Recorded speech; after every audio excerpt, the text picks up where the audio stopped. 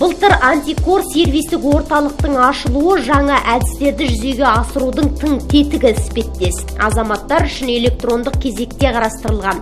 Қарағандылықтар заң тұрғысынан кеңес ала алады, яғни мемлекеттік органдар мен азаматтық қоғамның ашық пікір алаңына айналатыны анық.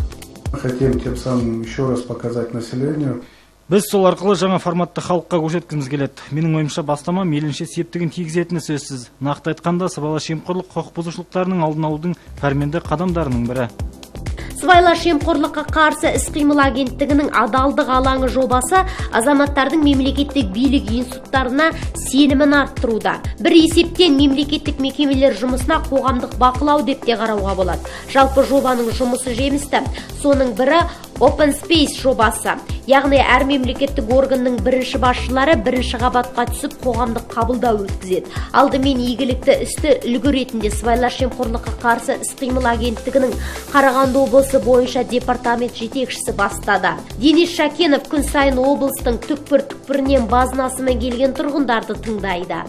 В основном у народа проблемы бытового характера. Шағымдардың көптігі тұрмыстық бағытта.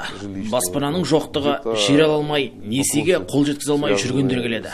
Әрқайсысын жеке-жеке қабылдап, әр өтініш бойынша тиісті органдармен бірлесіп жұмыс жасаймыз. Алдағы уақытта бұл жұмыстар өз жүйесімен жалғасын табатын болады.